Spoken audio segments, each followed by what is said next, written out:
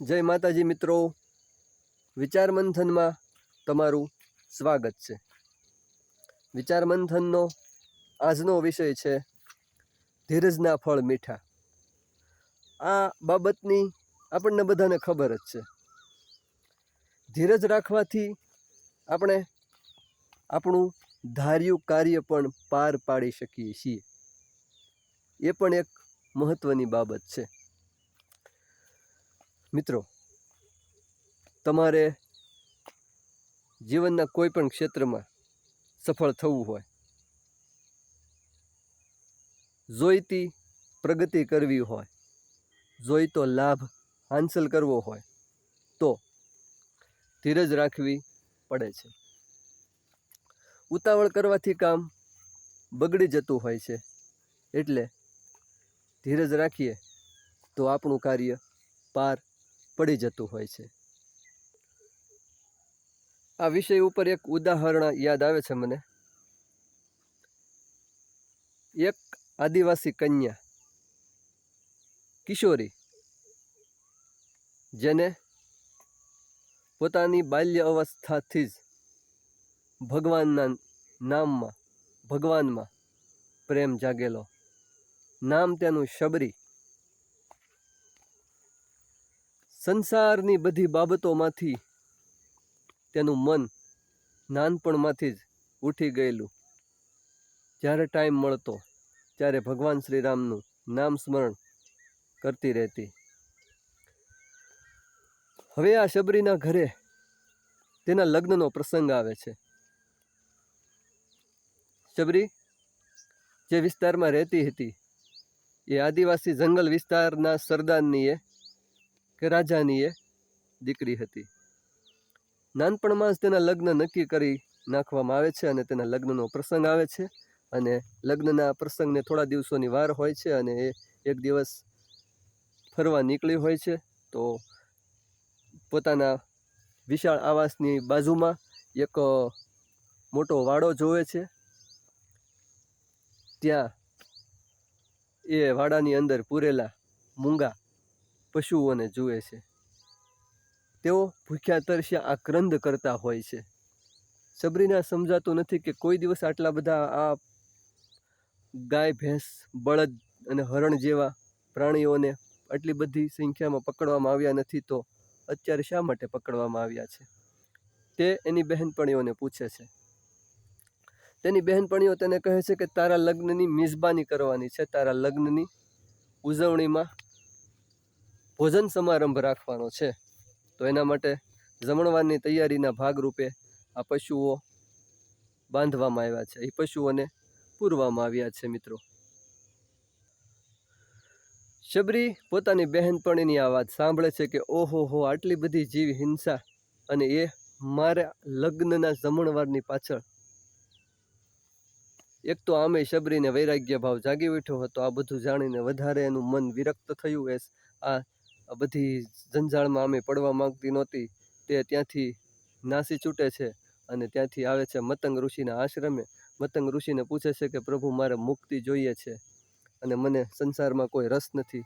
મતંગ ઋષિ એને આશ્વાસન આપે છે, એને સાંત્વન આપે છે કે બેટા, તું ઘરેથી આ રીતે નીકળી ગઈ છો, તે આ બધું જે આ રીતની જે તું કાર્ય કરી રહી છો એ યોગ્ય તો નથી, પરંતુ તને ઈશ્વરને પ્રાપ્ત કરવાની જે લાલસા છે, જે તને તીવ્ર ઈચ્છા છે, એક દિવસ જરૂર પૂરી થશે। એક દિવસ ભગવાન શ્રી રામ તારા આંગણે આવશે, બસ ધીરજ રાખજે। મતંગ ઋષિ શબરીને સમજાવે છે। એના ગુરુજી શબરીને સમજાવે છે કે બેટા, તું સંસારમાં રહીને પણ ભગવાન શ્રી રામની સેવા ભક્તિ કરી શકત, તું ભગવાનને પ્રાપ્ત કરી શકત, પરંતુ કોઈ વાંધો નહીં, ભલે તું આ રીતે ઘરેથી નીકળી ગઈ। શબરી ત્યાં જ પંપા સરોવરને કિનારે પોતાનો આશ્રમ બનાવે છે અને ભગવાન શ્રી રામના આવવાની રાહ જુએ છે। વર્ષો વીતી જાય છે મિત્રો, એ પ્રસંગ આવવાને કે જ્યારે શબરીના જીવનનો એક મહત્વનો પ્રસંગ આવીને ઊભો રહે છે કે જ્યારે ભગવાન શ્રી રામ અને લક્ષ્મણ માં સીતાજીને શોધતા શોધતા ત્યાં પંપા સરોવરને કાંઠે આવે છે।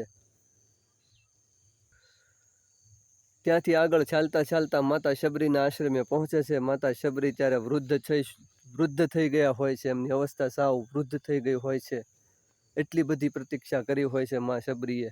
રામ રામ રામનું નામ સ્મરણ કરતાં કરતાં આજુબાજુની બધી જે પ્રકૃતિ હોય છે તેને શબરી પોતાને અનુરૂપ ફેરવી નાખે છે. આજુબાજુનું વાતાવરણ એકદમ સાત્વિક કરી નાખે છે, એકદમ રામમય કરી નાખે છે. આજુબાજુના એની નજીકમાં જે હિંસક પ્રાણીઓ રહેતા હતા એ પણ શબરીનું આ રીતનું ભક્તિભાવભર્યું વર્તન જોઈને એ પણ શાંત થઈ જતા હોય છે. સિંહ, વાઘ જેવા હિંસક પ્રાણીઓ પણ એકદમ શાંત થઈને તેની આજુબાજુ, આશ્રમની આજુબાજુ આંટા ફેરા કરતા હોય છે. ભગવાન શ્રી રામ અને લક્ષ્મણ ત્યાં આવે છે.